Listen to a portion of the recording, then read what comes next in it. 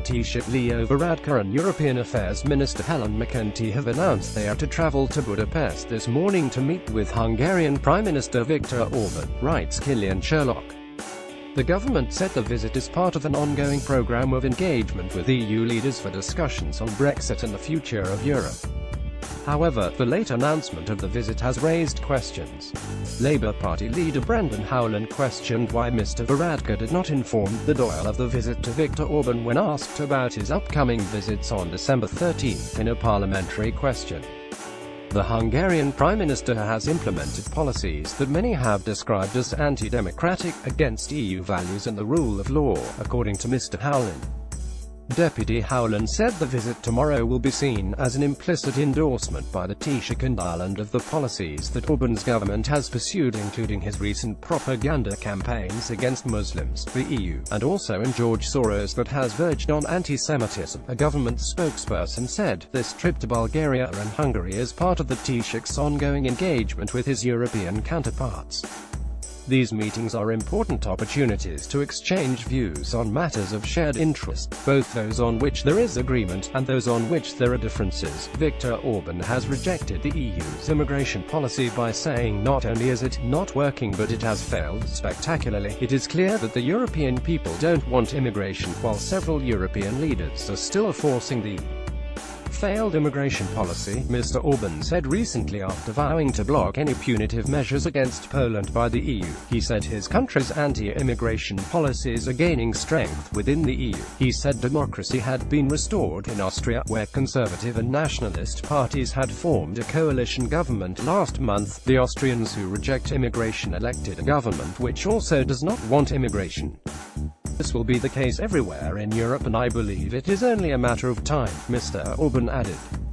In December, Orban, along with the leaders of the Czech Republic, Poland and Slovakia, announced a plan to spend around €35 million to beef up European Union borders as they came under pressure for refusing to accept refugee quotas.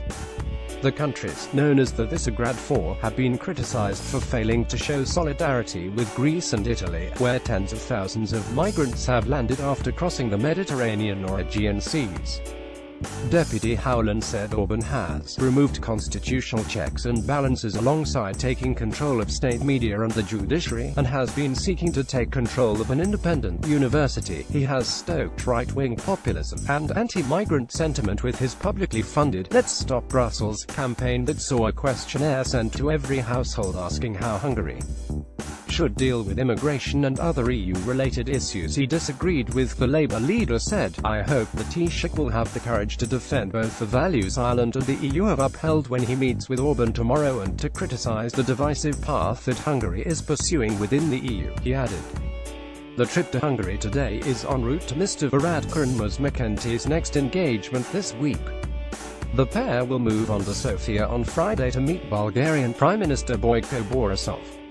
On the visits, the Taoiseach said he will thank the Prime Ministers for the support. "These visits to my European Council colleagues, PM Orban and PM Borisov, in Budapest and Sofia, are a good opportunity to develop a deeper understanding of the challenges and opportunities facing our countries and the EU in 2018, he said. "I will take the opportunity to highlight Ireland's priorities for Phase 2 of the Brexit negotiations, and to thank the Prime Ministers for the support to date.